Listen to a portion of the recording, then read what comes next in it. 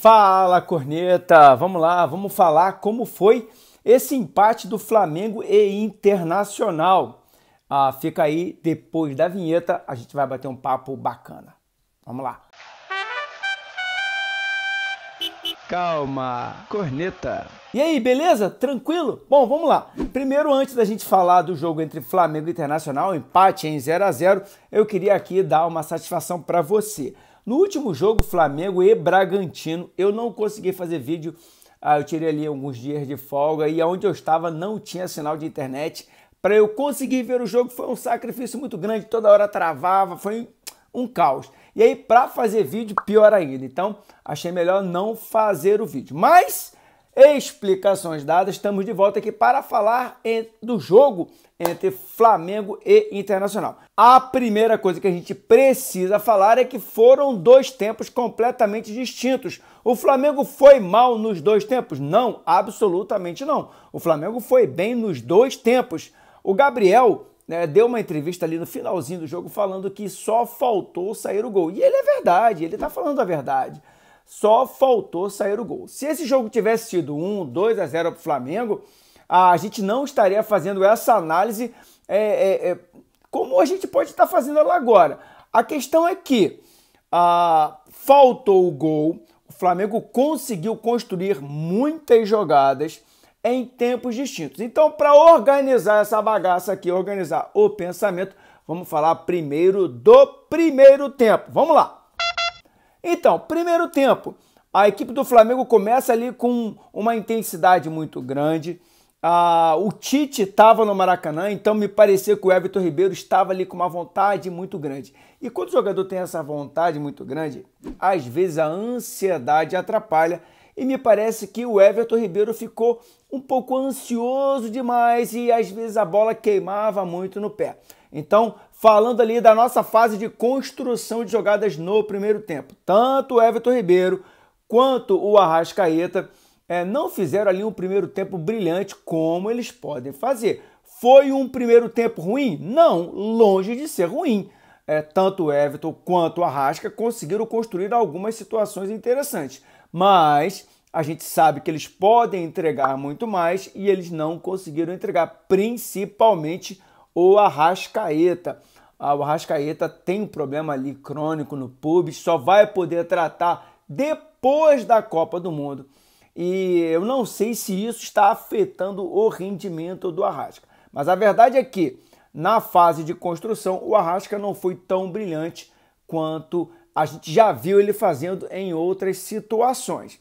A gente precisa falar também, na fase de construção, que muitas vezes a gente jogava muito por dentro, principalmente pelo nosso lado direito, ali com o Rodinei, que a gente precisa falar, deu uma caída de rendimento. Nos jogos anteriores aí, a gente observou ali o Rodinei um pouquinho acima do peso. Me parece que depois daquele intervalo ali de 10 dias, da data FIFA, o Rodinei deu uma engordada, caiu um pouco o rendimento, tanto na parte ofensiva, que é o foco dele, que é o principal dele, quanto na parte defensiva. Então, na parte ofensiva, ele jogando muito por dentro, errando alguns passes, não conseguindo construir as jogadas que normalmente ele constrói, não conseguindo dar a intensidade que normalmente ele dá ali na fase direita da equipe do Flamengo, e a gente sofreu um pouco por ali. Pelo lado esquerdo, várias vezes o Felipe Luiz conseguiu chegar à linha de fundo, o que não tem sido normal. O Flamengo normalmente não joga com uma grande amplitude pelo lado esquerdo. Mas como a equipe do Internacional ela estava torta, ela estava ali muito tendenciosa a atacar o Flamengo pelo nosso lado direito, ou seja, o lado esquerdo do Internacional, fragilizou bastante o espaço de campo do Internacional pelo lado esquerdo, e o Felipe Luiz conseguiu aproveitar bastante aquelas situações ali. Defensivamente, não gostei da atuação do nosso meio-campo, na transição defensiva, principalmente ali, Thiago Maia e João Gomes. Mais uma vez, o João faz uma partida que, na minha opinião, não está dentro das melhores que ele pode oferecer. O Flamengo várias vezes ficou ali em situações de mano a mano do atacante do Internacional com o nosso zagueiro, tanto é que o Davi Luiz tomou cartão amarelo, Várias vezes o Léo Pereira precisou dar aquela fuga ali para fazer aquele combate na primeira bola, o que não me agrada. A gente precisa proteger melhor a zaga, principalmente pelo lado do Rodinei.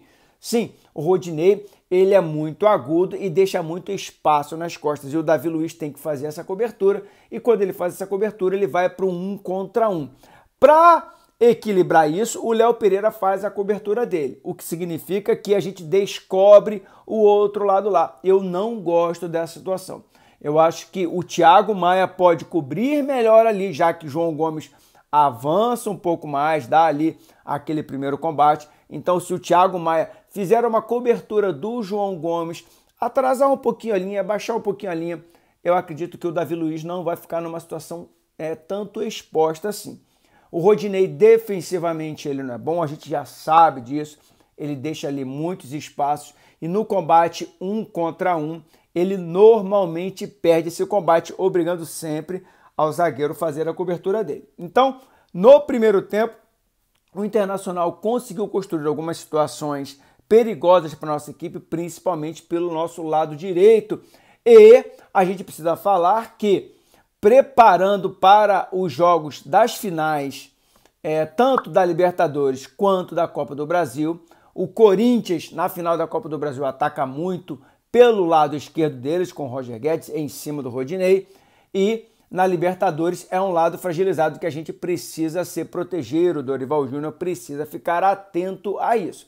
Mas o Internacional não construiu ali chances absurdas pelo lado esquerdo, no nosso lado direito, por mais que eu tenha falado aqui que a gente precisa melhorar esse lado.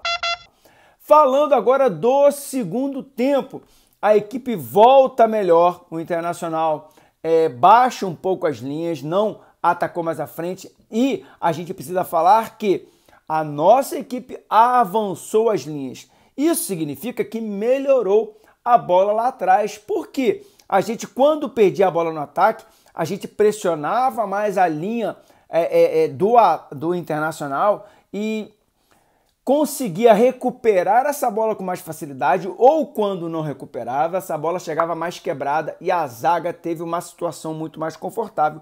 Então me agrada muito essa situação. Aquele perde e pressiona. Quando você perde a bola, logo você tenta recuperar essa bola. Quando você não consegue recuperar, você gera uma situação de uma bola quebrada e isso facilita para os nossos volantes e para os nossos zagueiros.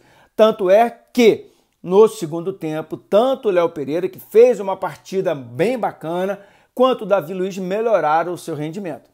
A gente continuou com algumas dificuldades ofensivas, a bola queimando muito no pé do Everton Ribeiro e do Arrascaeta. Então o Dorival Júnior começa a fazer ali algumas substituições, tira o Arrasca, tira também o Everton, vai tirar depois o Rodinei para botar o Mateuzinho. E a gente teve um segundo tempo de muita posse de bola, praticamente jogando dentro do campo do Internacional. E aí, quando você joga nessa situação, acaba o jogo de transição. O que você tem agora é um jogo de construção de jogadas com a defesa adversária muito bem postada. Tanto pelo meio quanto aberto, com a entrada do Cebolinha, a gente tentou criar várias situações, mas a gente não conseguiu construir uma chance real de gol. Tivemos ali algumas oportunidades interessantes, bola na trave do Pedro, chute que o goleiro fez ótimas defesas. Então eu acredito que foi um bom preparatório para os jogos, né, da final da Copa do Brasil.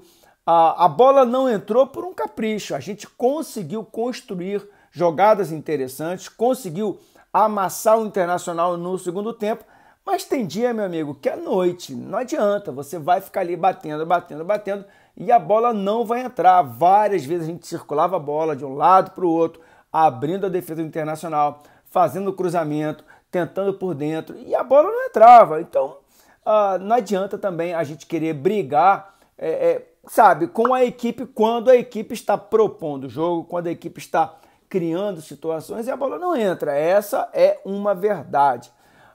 Depois ali teve a entrada do Matheus França, que é um garoto, tudo bem, entrou numa situação ali onde a gente precisava pressionar mais, mas não conseguiu construir muita coisa. E a verdade é que, terminando esse jogo, a equipe do Flamengo se prepara agora para o jogo contra o Corinthians. O nosso próximo jogo agora pelo Campeonato Brasileiro é bem provável que o Dorival Júnior coloque ali uma grande quantidade de jogadores da equipe B.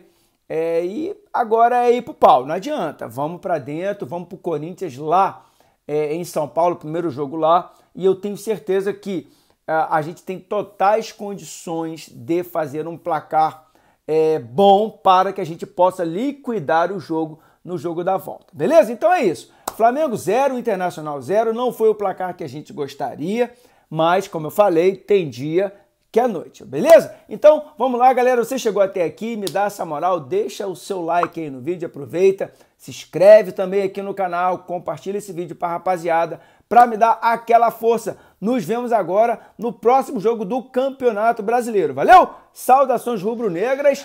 Fui!